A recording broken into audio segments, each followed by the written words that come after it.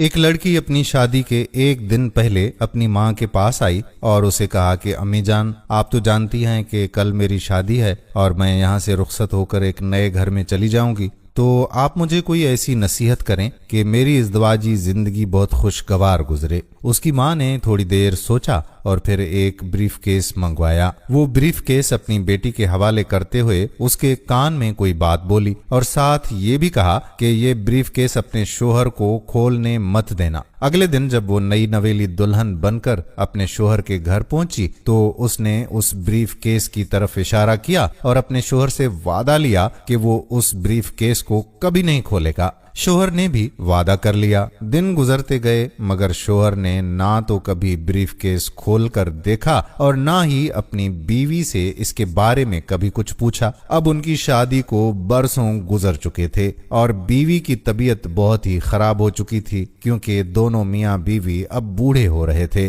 اور وہ بستر مرگ پر پڑی اپنی آخری سانسیں لے رہی تھی۔ تب اس کے خاوند کی نظر اس بریف کیس پر پڑی تو اس نے اپنی بیوی سے کہا کہ اب تو بتا دو کہ اس بریف کیس کی کیا کہانی ہے۔ بیوی بولی کہ ہاں، اب یہ وقت ہے کہ اس بریف کیس کے راز کو افشاں کیا جائے، اب آپ اس بریف کیس کو کھول لیں۔ خاوند نے بریف کیس کو کھولا تو اس میں 2 گڑیاں اور 1 لاکھ روپے نکلے۔ خاوند نے حیران ہوتے ہوئے بیوی سے پوچھا کہ یہ گڑیا اور اتنے پیسے کہاں سے آئے؟ بیوی بولی کہ ہماری شادی کے ایک دن پہلے میں نے اپنی ماں سے اپنی ازدواجی زندگی کو خوشگوار بنانے کے لیے ایک نصیحت مانگی تھی۔ تب میری ماں نے مجھے کامیاب شادی کا راز بتاتے ہوئے نصیحت کی تھی کہ غصہ پی جانا بہت ہی اچھا ہے۔ میری ماں نے مجھے طریقہ بتایا تھا کہ جب بھی مجھے اپنے خاوند کی کسی بات پر غصہ آئے تو اپنے خاوند پر غصہ نکالنے کی بجائے ایک گڑیا سی لیا کروں۔ تو مجھے جب بھی آپ کی کسی بات پر غصہ آتا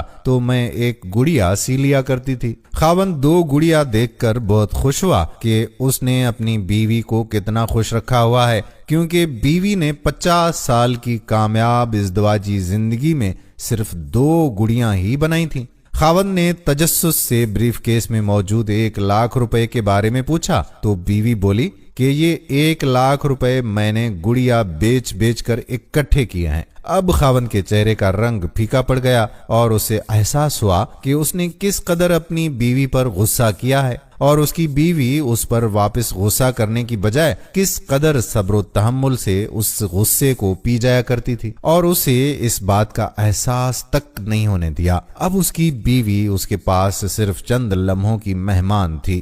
وہ اس سے معافیاں مانگنے لگا مگر اب پچھتاوا اس کا مقدر بن چکا تھا۔ میرے پیارے دوستو، یہ زندگی بہت ہی عارضی ہے، تو اس لیے ہمیں اسے لڑائی جھگڑے یا ایک دوسرے پر غصہ یا برہم ہونے کی بجائے ہمیں خوشی سے گزارنی چاہیے۔ وقت کسی کا نہیں ہے اور یہ کس قدر تیزی سے گزر رہا ہے ہمیں اس کا احساس بھی نہیں ہوتا۔ اس لیے ہمیں چاہیے کہ ہم کسی کو تکلیف دیے بغیر اسے ہنسی خوشی گزاریں، اپنوں کے ساتھ خوش اخلاقی سے پیش آئیں اور اپنے پیچھے اچھی اچھی یادیں چھوڑ کے جائیں۔ ہم امید کرتے ہیں کہ ہماری آج کی یہ ویڈیو آپ کو ضرور پسند آئی ہوگی۔ اگر ایسا ہے تو ویڈیو کو شیئر کیے بغیر مت جائیے گا۔ اس بارے میں آپ کیا کہتے ہیں؟ اپنی رائے کمنٹ سیکشن میں ضرور لکھیے، مجھے آپ کے کمنٹس کا انتظار رہے گا۔